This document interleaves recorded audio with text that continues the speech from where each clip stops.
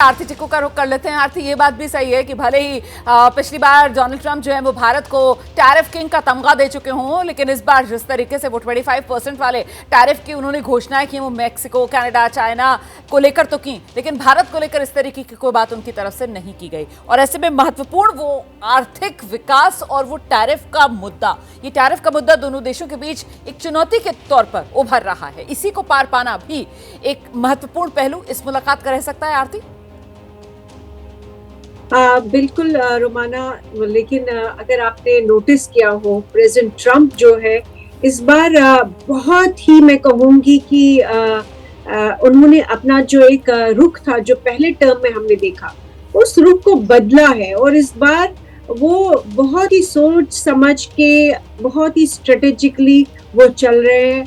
जहाँ पे प्रेशर लगाना है वहाँ पे वो बिल्कुल लगा रहे हैं, और जहाँ पे उनको लगता है कि बहुत ज्यादा प्रेशर की जरूरत नहीं है, जहाँ पे लगता है उनको कि प्यार से बातचीत हो सकती है, प्यार से काम हो सकता है, वहाँ वो प्यार का इस्तेमाल कर रहे हैं। इसलिए मुझे लग रहा है कि अगर आपने देखा होगा कनाडा, इनफैक्ट जस्टिन ट्रूडो को तो उन्होंने बहुत बेइज्जत किया, जबकि वो कनाडा हमेशा अमेरिका का सबसे नजदीकी नेबर और पार्टनर रहा है।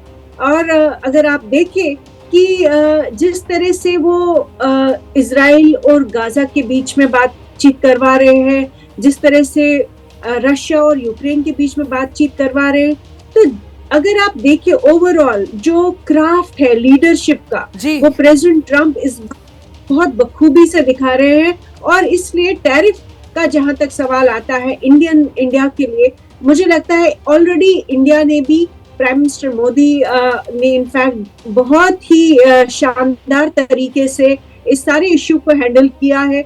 और हम लोग भी इनफैक्ट कई सारी चीजों पे टैरिफ रिड्यूस कर रहे हैं, कई जगह हम हटा भी रहे हैं, क्योंकि बहुत सारे जो आइटम्स है उन पे टैरिफ लगाना बहुत बड़ी कोई, वो हमारे लिए टैरिफ हटाना हमारे लिए कोई बहुत बड़ा इशू नहीं रहेगा। हार्ले डेविडसन कितने लोग खरीदते हैं इंडिया में, वैसे ही कई सारी आइटम्स मुझे लगता है कि अननेसेसरी, अगर आप किसी भी ट्रेड स्पेशलिस्ट से पूछें, अगर आप जितने भी हमारी ट्रेड ऑर्गेनाइजेशंस है या कमर्स की ऐसे रिलेटेड जितनी भी ऑर्गेनाइजेशंस है, उन्होंने भी अपनी जो स्टडीज की है, बहुत ज्यादा मुश्किलें मुझे नहीं लगता है टैरिफ पे होंगी इंडिया। और जरूर ये बात जरूर है कि प्रेसिडेंट ट्रंप जो है वो ट्रेड इम्बैलेंस जो यूएस और इंडिया में है वो उसको ठीक करना चाहेंगे।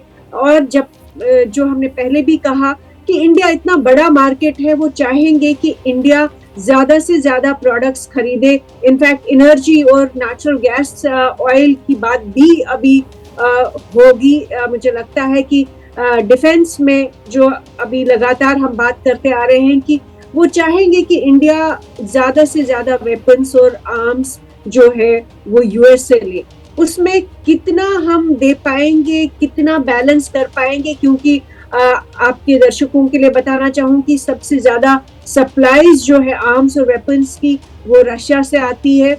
बस मैं इतना ऐड करना चाहती हूँ यहाँ पर आरती, मैं आपके पास आऊंगी कि पिछले कुछ सालों में हमने जो रशियन हथियार हैं उन पर अपनी निर्भरता कुछ कम की है। अमेरिका के साथ भी वो जो हमने अपनी खरीदारी है वो थोड़ी सी बढ़ाई है। ऐसे में रुबिंदर सर, क्योंकि यहाँ पर अभी हम टैरिफ की बात कर रहे हैं, और जब टैरिफ की बात होगी, ट्रेड की बात होगी, तो सिर्फ और सिर्फ ट्रेड इम्बैलेंस ये कहकर इतनी, मतलब आप ब्लैक एंड व्हाइट में इसको नहीं देख सकते हैं ना। मतलब भारत के बाजार के तौर पर भारत का कद, भारत की हैसियत, ये वो तमाम पॉइंट्स हैं। जब आमने सामने की बातचीत में प्रधानमंत्री नरेंद्र मोदी डोनाल्ड ट्रंप के साथ बैठेंगे तो फिर उनसे विस्तार से बात करेंगे, और कहीं ना कहीं यही एक एडवांटेज भारत को देगी टैरिफ पर। इसी अंदाज में बात बनेगी। जी हाँ, कुछ ऐसी, देखिए दोनों को एडजस्ट करना पड़ेगा। हम ऑलरेडी कुछ एडजस्ट कर चुके हैं। हमारे पिछले बजट में हमने ऑलरेडी हार्ले डेविडसन पे आई थिंक या कुछ पर इंपोर्ट ड्यूटीज कम कर दी है, और अपेरेंटली 30 साइड, तो कुछ हम करेंगे। एक चीज और है, हम और अमेरिका एक ट्रेड एग्रीमेंट की बात करते हैं। ट्रंप जब फर्स्ट टर्म में था तो एक मिनी एफटीए की बात हो रही थी, फ्री ट्रेड एग्रीमेंट, उतना लंबा नहीं गई। तो किसी एक ट्रेड एग्रीमेंट की बात होगी ताकि इक्विलिब्रियम बने आगे जाकर के एडजस्ट। पर यह भी हो सकता है, बाय द वे मैं स्पेकुलेट कर रहा हूं, जो भी आउटकम आए इस मीटिंग के बाद ये हो कि इंडिया के ऊपर जो टैरिफ्स हैं वो 3 महीने के लिए सस्पेंडेड हैं, भारत और अमेरिका डिस्कस और करेंगे, कुछ डिसीजन आज ले लिए गए हैं, कुछ और डिस्कशंस आगे होंगी और 3 महीने के लिए अमेरिका भारत के साथ जो टैरिफ्स है उनको सस्पेंड कर सकता है। ट्रंप ने देखिए मेक्सिको और कनाडा के साथ एक महीना सस्पेंड नहीं करा। अभी स्टील एल्यूमिनियम की जो ये बात कर रहे हैं, ये ऑस्ट्रेलिया को एग्जाम करने की बात कर रहे हैं, क्योंकि ऑस्ट्रेलिया ने कुछ एंगल बनाए कि उनके स्टील जो डिफेंस इंडस्ट्री में ज़्यादा जाती है।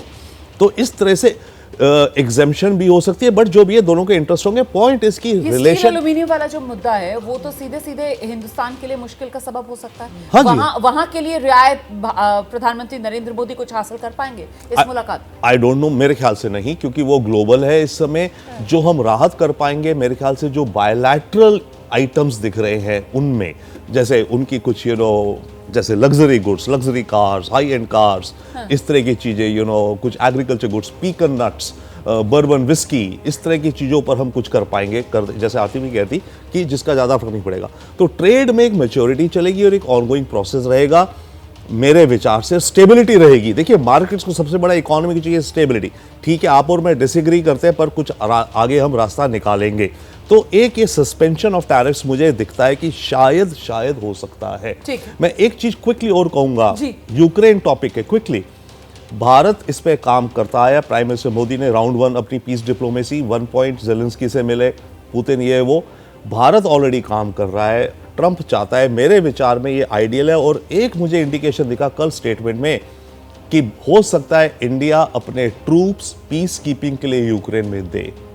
इसका मैं इसलिए कह रहा हूं, कल इनके डिफेंस सेक्रेटरी ने कहा है कि यूक्रेन में जो शांति होगी उसमें यूरोपियन और नॉन यूरोपियन केपेबल ट्रूप्स आएंगे, नॉट नेटो। भूमिका रह सकती है। हाँ बिल्कुल। हम एक्चुअली इस पे काम कर रहे हैं। तो अमेरिका को इंडिया की कोऑपरेशन पार्टनरशिप चाहिए इस नेगोशिएशन में।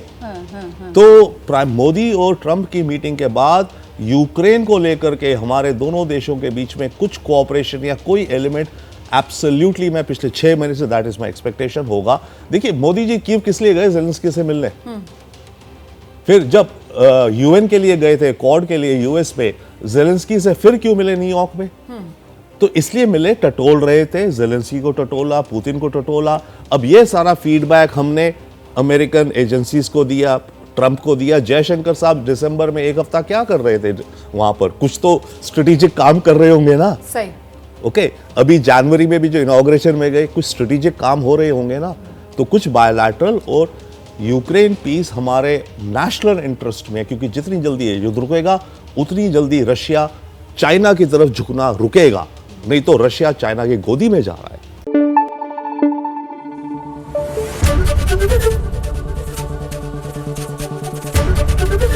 एबीपी न्यूज आपको रखे आगे।